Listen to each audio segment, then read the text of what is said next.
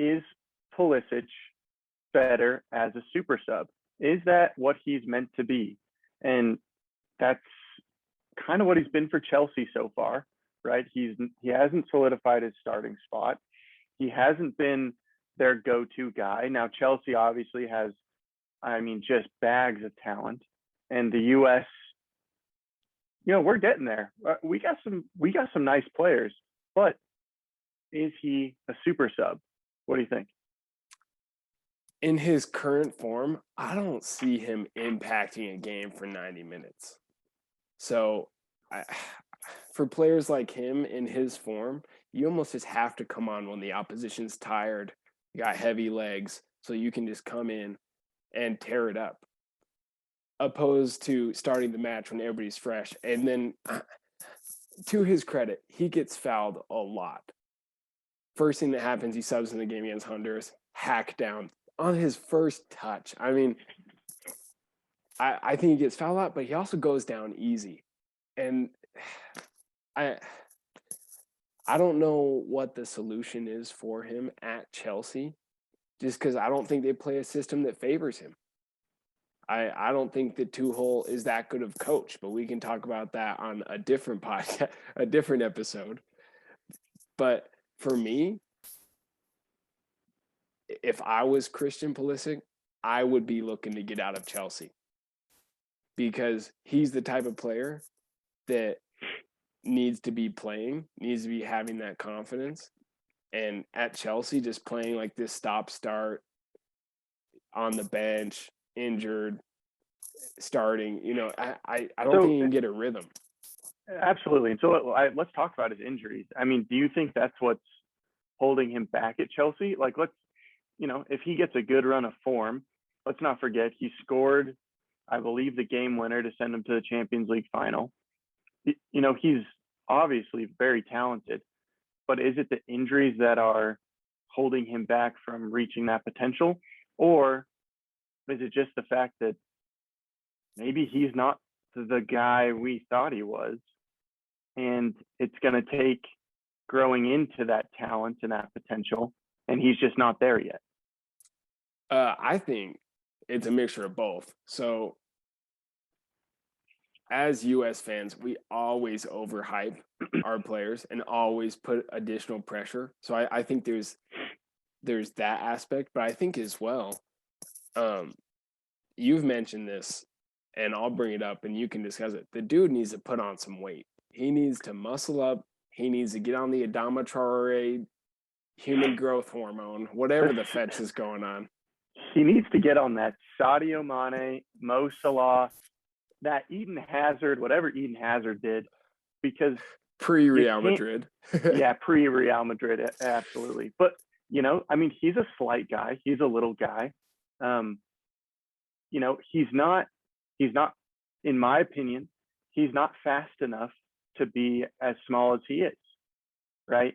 He's got to put on some weight, because he gets fouled a lot, like you said, a ton. And that's going to wear on your body over time. He's got to be able to hold on to the ball, hold off opposing players. And I mean, when you watch, when they were playing, and we'll get into this, but El Salvador, just getting bodied. I mean, pushed around all over the place.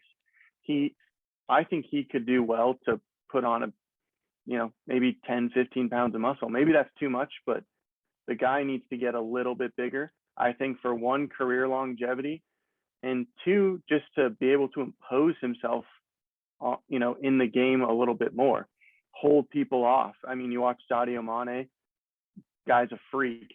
I mean, he's not as quick as he once was, but he'll hold off center backs, and you're just not going to see that from Christian Pulisic. So I agree with you. Definitely needs to put on some weight. Absolutely.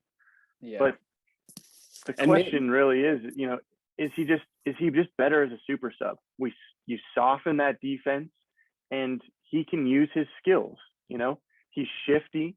He's going to put a little move on you, and then, he's not necessarily going to blow by you, but, he'll get around you, and then he gets fouled. Is he just better as a super sub? In his current form, I don't see him working any other way. specifically for the United States men's national team, I don't see him being able to work. Jordan Morris came in for him, which I thought was a great call. And even though we don't attack down the left side very much, I had way more confidence in the attack. And whether the stats reflect that or not, that was the feeling I had. That was the vibe. So I think the super sub route is the best route for him. Yeah, I gotta agree. It just seems like he was able to come in, and now granted we're playing Honduras. We're 2-0 up, right? But he comes in, first touch, fouled. We get a free kick in a dangerous position. And then, I thought great call by Greg Berhalter, by the way. Christian doesn't go out to take set pieces when he gets in the game. Thankfully. You keep Kellen Acosta taking the set pieces, and he's in there. And I mean, he's probably our best finisher. And he gets one sniff of the ball, and it's in the back of the net. And I think that those are the two things that there's a couple of things that Christian Pulisic is good at. In and around the box, he's shifty. He's going to get fouled. Two, I think he finishes chances. You give him a sniff at goal, he's going to put it away. And I think that's just how he's got to be utilized. And so, I mean, the super sub route, maybe he's just not a guy that can start and make as big of an impact. And he's just got to come off the bench, and that's fine. Yeah, which is okay. I was going to say that's not a knock on him. I just think that's just the type of player he is, that he can be most effective coming in against tired legs. Absolutely. Yeah, and I think that you brought this up earlier. We're putting too much on one man's shoulders, and I think you saw that play out in a lot of this qualifying window. He tries to do too much, and he's turning into blind alleys. He's being dispossessed. He looks frustrated. He needs to just play into the game, play inside of himself. We have talented players. This isn't like last qualifying where he's playing with an aging Michael Bradley. Oh, jeez, don't remind me. And and DeMarcus Beasley and other players like that, where it was Christian's got to get the ball and Christian's got to do something. Right. Well, now you've got players like Yunus Musa, Weston McKennie, Timothy Weah. That's a guy we haven't talked about. I haven't even talked about. Outstanding. Probably man of the window. A man of the window for sure. Outstanding. When he's healthy, we've got Gio Reyna. Ricardo Pepi seems like he had a tough window. Only got to play, that last game against Honduras. Had a few sniffs at goal, but we've got guys now. Anthony Robinson, Serginho Dest. Those two can be creative players, just like any wing back, in the modern game today. So I think that the burden can be we can unburden him, but he's got to allow that, and not play hero ball all the time.